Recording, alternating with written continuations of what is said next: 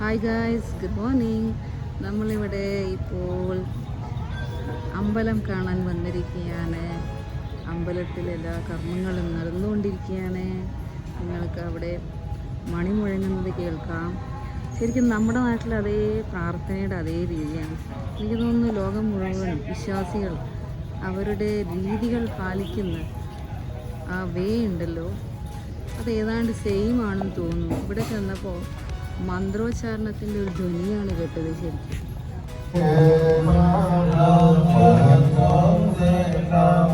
ഇവിടെ കാണാനുണ്ട്. ഞാൻ അമ്പലത്തെക്കുറിച്ച് പറഞ്ഞപ്പോൾ അത് കാണിച്ചതേ ഉള്ളൂ. ചുറ്റുവട്ടവും ഒരുപാട് കാണാനുണ്ട്.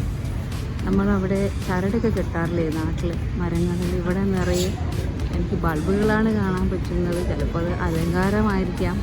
പകലായതുകൊണ്ട് ശരിക്കും വ്യക്തതയില്ല. ഇനി നമ്മൾ സന്ദർശിക്കുന്നത് ഹോച്ചിമിൻ മൗസോളിയമാണ്. ഇവിടെ അദ്ദേഹത്തിൻ്റെ ബഹുമാനാർത്ഥം അദ്ദേഹത്തിൻ്റെ ബോഡി ഇന്നും ഒരു ഗ്ലാസ് കേസിൽ സംരക്ഷിക്കപ്പെട്ടിരിക്കുകയാണ്. വളരെ അച്ചടക്കത്തോടു കൂടി വേണം അവിടെ സന്ദർശിക്കുവാൻ.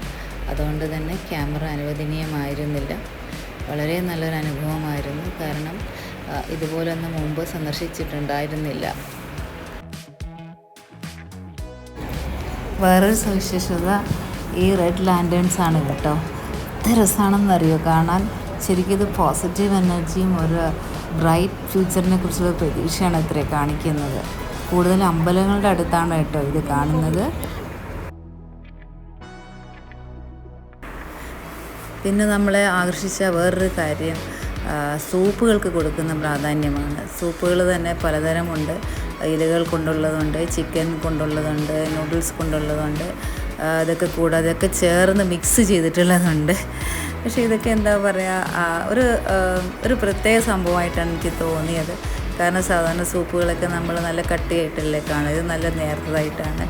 ഞാൻ എൻ്റെ മോളോട് ടേസ്റ്റ് ചെയ്യാൻ പറഞ്ഞു. അവൾക്കത് ഓക്കെയാണ്. പക്ഷേ എനിക്കത് കുഴപ്പമൊന്നും തോന്നിയില്ല. കാരണം നമുക്കിതൊരു വേറൊരു രുചി നോക്കാനുള്ള ഒരു അവസരം കൂടിയാണല്ലോ, വേറൊരു സംഭവം. ഇനിയൊരു കോഫിയെ കുറിച്ചാണ് കേട്ടോ പറയാനുള്ളത്. അടുത്ത വീഡിയോയിലാണേ. By for now.